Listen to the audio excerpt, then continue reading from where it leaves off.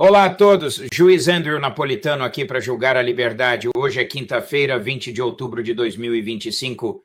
Meu caro amigo, meu querido amigo. O coronel Lawrence Wilkerson está conosco agora. Coronel, é sempre um prazer. Gostava que estivéssemos juntos para beijar o topo da sua cabeça novamente. Muito obrigado por se juntar a nós. Quero perguntar-lhe, acho que sei como vai responder a esta pergunta, mas vamos explorá-la. Se Donald Trump tem alguma ideia do que está a fazer em política externa e interna, mas particularmente na externa. Mas antes de o fazer, quão perigoso acha que este dossiê Epstein e toda esta questão relacionada com Epstein é para o presidente da qual ele parece não conseguir livrar-se? Acho que é perigoso, juntamente com o assassinato de Charlie Kirk e o que está a acontecer com Tucker Carlson e Candace Owen, entre outros. Acho que é muito perigoso para ele, mas não acho que seja tão perigoso quanto alguns dos meus colegas democratas dizem que é, porque acho que Pam Monte e Kash Patel foram a Winchester, Virgínia, e resolveram a situação. Então, eles não são estúpidos ao ponto de eliminar todos os republicanos, mas provavelmente tiraram Trump, talvez Ehud Barak, talvez outros como ele. E assim, o que vamos alcançar com toda esta fanfarra e aclamação no Senado e um voto esmagador na Câmara dos Deputados é uma lista cuidadosamente sanitizada. Bem, isso é um crime alterar um documento federal, particularmente um que o Congresso, através de legislação assinada pelo presidente, ordenou que fosse revelado. Um crime pelo qual provavelmente nunca serão apanhados. Tal como quando o FBI invade os computadores das pessoas, não são processados por pirataria informática. É a mesma pirataria, é o mesmo crime que estes jovens cometem. Há pessoas na Carolina do Norte agora. Recebi um e-mail de um amigo na área de Charlotte e outro em Raleigh, que estão a unir-se com centenas de cidadãos para ir às ruas acompanhar as crianças à escola e de volta a casa, mantendo-as longe do ICE.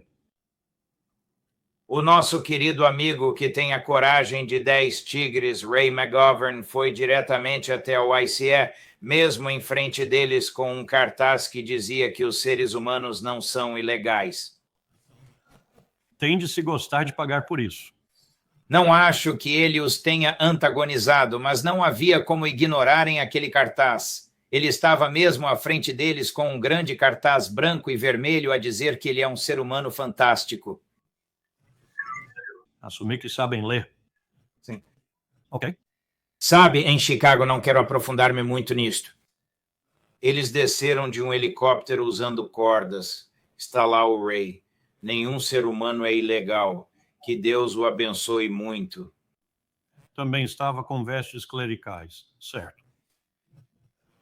Os agentes do ICE desceram pelas cordas e depois usaram as suas botas de combate para arrombar a janela do apartamento, partindo o vidro e entrando dessa forma.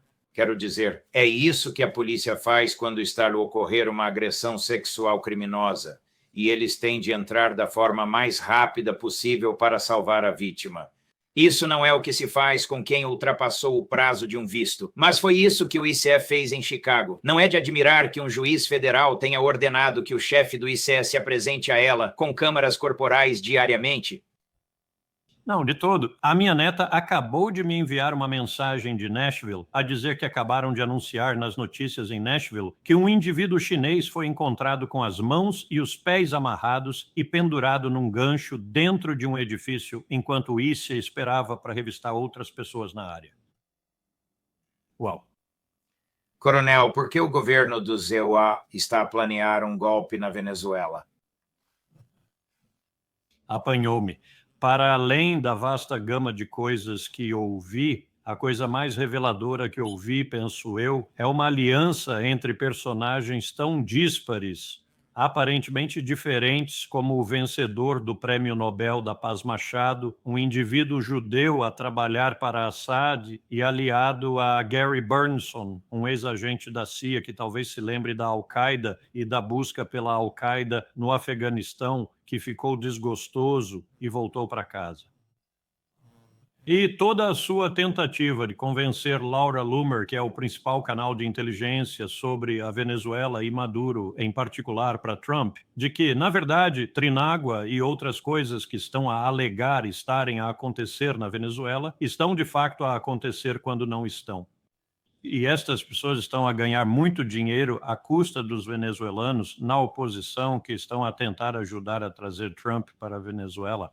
Ao mesmo tempo, a oposição está a desmoronar-se em torno deste tipo de manobra clandestina, mais óbvia para os venezuelanos, porque não querem que Trump venha à Venezuela, gostem ou não de Maduro. Tenho de perguntar sobre algo que mencionaste. Laura Loomer é a principal fonte de informação para o presidente dos Estados Unidos compreender o que está a acontecer na Venezuela.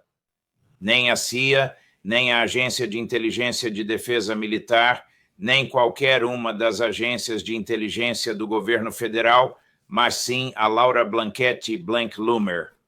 Isso é o que estou a ouvir e vem de algumas fontes bastante boas. E a Tulsi foi posta de lado, literalmente posta de lado. Bem, não ouvimos um pio dela há alguns meses, desde que o presidente contradisse o que ela disse com um simples "não me importa o que ela diz" no Air Force One. Okay. Não me lembro do que era. Acho que pode ter sido sobre a Venezuela, porque ela estava a relatar que a CIA dizia que Maduro não é o chefe de um grupo de narcotráfico. E o fentanil, bem, sabemos de facto que o fentanil não vem da Venezuela. Certo? E tens o chefe da CIA, cuja cabeça está no traseiro de Bibi Netanyahu. Então, onde está a tua comunidade de inteligência? Uau! Claro, pergunte. Por quê? Por que estão lá? De acordo com o coronel McGregor, agora ele deu-me este número e obteve-o de fontes públicas. 18.000 tropas militares americanas localizadas em Porto Rico. Para quê? Para uma invasão terrestre. Deixe-me dar-lhe uma pista. 18.000 é quase o número exato que retiramos do 18 corpo aerotransportado em Fort Bragg, Carolina do Norte, e que colocamos em alerta e lançamos de paraquedas ou enviamos para o Panamá para ir atrás de Noriega.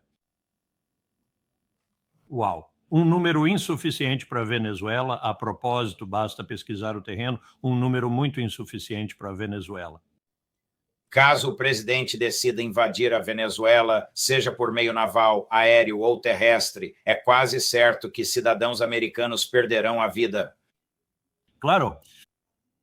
Como ele vai justificar isso? Que disparate o mesmo de sempre sobre os seus narcoterroristas. Estão a fabricar fentanil sem provas.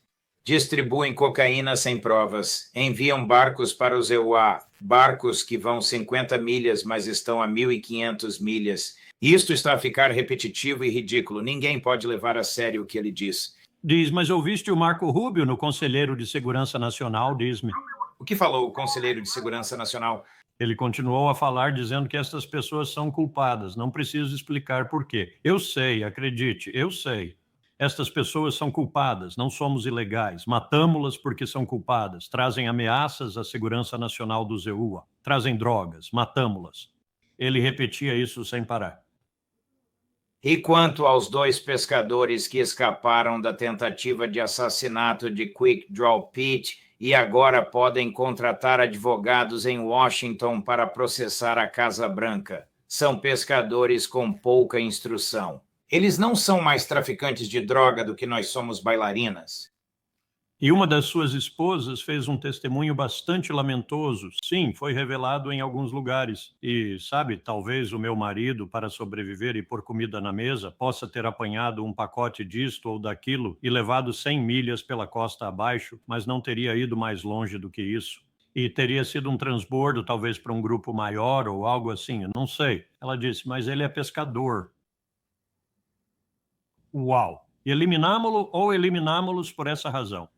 O secretário de Estado manifesta algum tipo de aversão monolítica, seja ela de origem étnica ou de outra natureza, em relação ao governo de Cuba, ao governo da Venezuela ou ao governo da Colômbia. Eu não iria tão longe com a Venezuela, Colômbia e outros países sul-americanos. Considero que é semelhante ao que ele acabou de realizar. Ele esteve presente lá a tentar persuadir presidentes de diversos países de direita a se oporem ao Lula. E ele chegou à Bolívia, onde o presidente é, por definição, um direitista na América do Sul, mas disse-lhe para ir dar uma volta, afirmando que Lula era um excelente líder e que não iria remover Lula de lá. Mas é isso que o Rubio está a fazer. Ele parece ter uma fobia em relação à América Latina em geral, mas Cuba, na ilha da qual ele nunca pôs os pés, ele tem uma vendetta contra. E a única coisa em que consigo pensar é no que encontrei entre os cubanos na Florida, de vez em quando, cubanos mais velhos, principalmente aqueles que participaram, por exemplo, da Baía dos Porcos, que agora tem 85 anos, é este ódio absoluto, mesmo agora que ele está morto, por Fidel Castro e pelo facto de que ele venceu a América, mesmo com as sanções, ele venceu a América. E essa é a grande paixão de Rubio, sabe? É mudar essa situação. Portanto, o MI6, que você conhece pela sua própria experiência ser mais imprudente e audacioso do que a CIA, recusa-se a envolver-se nos assassinatos de Trump no Caribe e também recusa-se a fornecer informações aos americanos, mesmo com o acordo dos 5 olhos. Pode explicar isso? Que informações é que eles detêm que a CIA ainda não possui? Bem, algo que eles sabem é que a justiça britânica, por vezes, age em situações como esta num modo pós-evento. Veja-se o relatório Chilcot, por exemplo. Provavelmente é a única responsabilização oficial do governo e é bastante condenatório se lermos tudo, mesmo que o parlamento tenha suavizado bastante sobre o Tony Blair, sabe? A guerra do Iraque, 2003, é um relatório condenatório. E há algumas pessoas que sofreram por terem os seus nomes mencionados nesse relatório.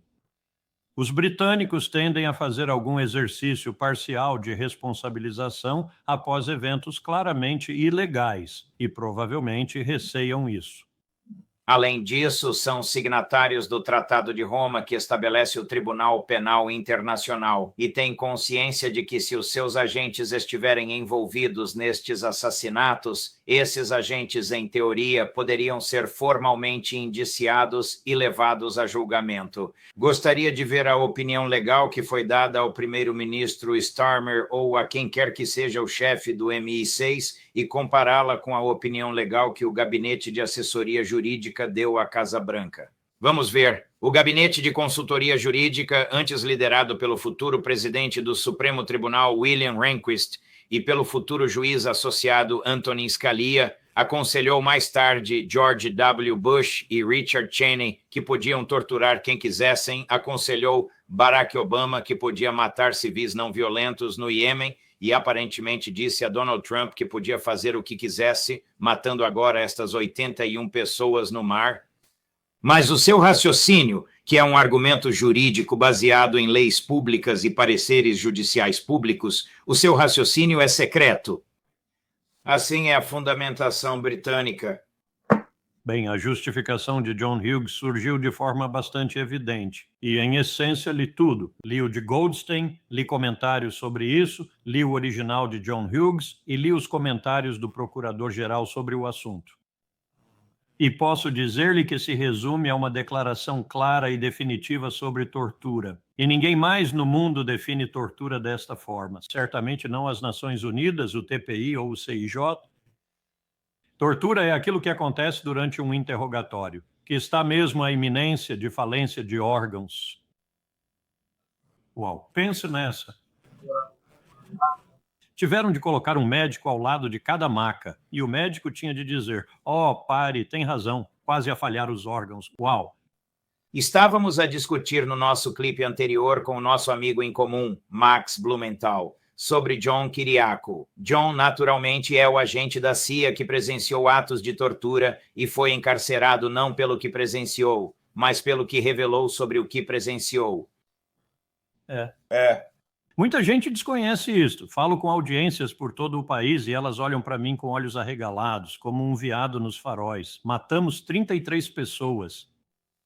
33 pessoas no programa de tortura. O programa de tortura foi ordenado por Bush para detidos considerados de alto valor.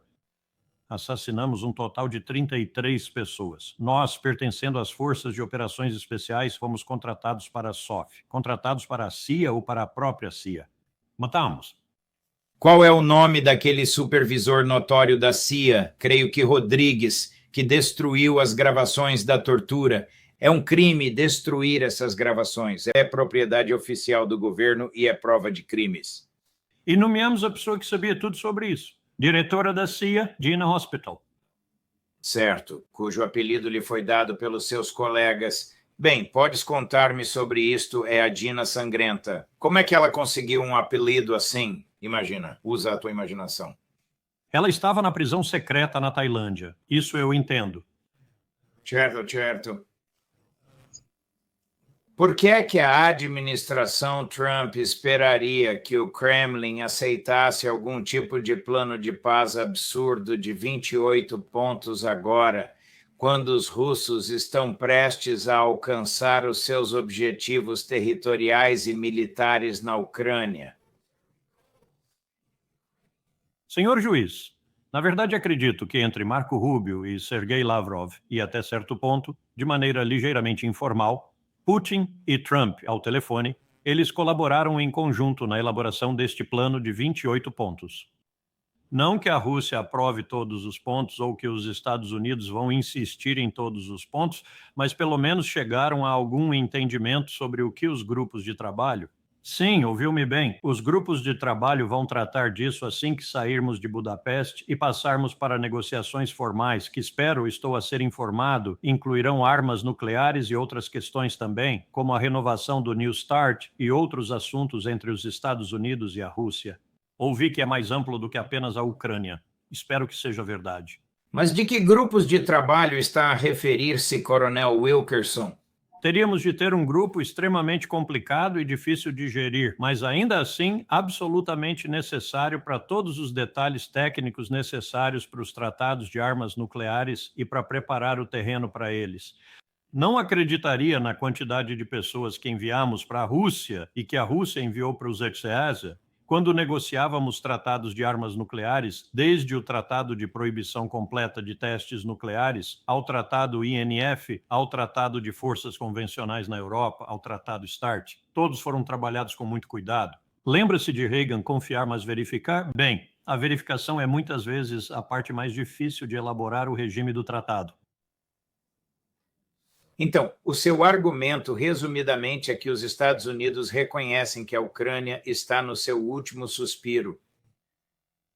Entrará em algum tipo de pré-acordo e Trump obterá algum tipo de reconhecimento público e internacional. E depois haverá um esforço para redefinir as relações entre os dois países, para que possamos viajar de Dulles ou JFK para Moscovo em 9 horas, em vez de 20 horas passando por Istambul ou Dubai.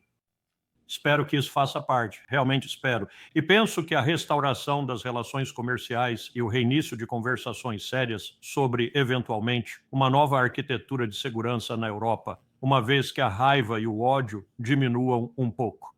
Mas o Marco Rubio realmente não deseja que a guerra na Ucrânia chegue ao fim, pois não? Ele não está associado àquele grupo da Hillary Clinton, Victoria Nuland, Lindsey Graham, correto? Como poderia esquecê-lo? A mentalidade de que a NATO usará a guerra na Ucrânia como um arite com isto. Lamento-me, estou cansado de dizer isto, mas é absurdo. E é nisto que acreditam para afastar o presidente Putin do cargo. Anatol publicou um ótimo artigo no Quincy Institute sobre governação responsável hoje de manhã. Ele inicia com uma caricatura da Primeira Guerra Mundial. 2 soldados americanos olham-se. Observas as bombas a detonarem ao redor deles, disparos de artilharia a estourar e tudo isso, e um soldado comenta: se não aprecias o buraco, descobre outro. E o que Anatol está a afirmar, evidentemente, é que este é o plano. Se não está satisfeito, procura outro, encontra uma alternativa, é assim. E ele entra numa discussão bastante boa sobre a forma como o plano deve evoluir e todos os obstáculos que podem surgir pelo caminho, e há muitos, claro, como se poderia imaginar, mas pelo menos tens um buraco. Os banderas que cercam e essencialmente exercem controle sobre o presidente Zelensky alguma vez estarão dispostos a concordar com a cessação voluntária de sequer uma fração daquela terra que atualmente está sob domínio russo? As regiões de língua russa da Ucrânia que foram integradas à Rússia desde os tempos de Catarina a Grande, você... Identifique a questão que irá complicar qualquer tipo de acordo nas próximas décadas ou até mais. Não há como fazer nada a menos que a Ucrânia haja. E se tentarem, provavelmente muitas pessoas serão mortas. Estas são pessoas perigosas. Estes são verdadeiros nazis, são seguidores de Bandera, sabe? Descendentes de Bandera, por assim dizer, e são, como tenho dito sempre sobre a Ucrânia, produtores de alguns dos mais malvados canalhas à face da Terra. São essas pessoas. Sim.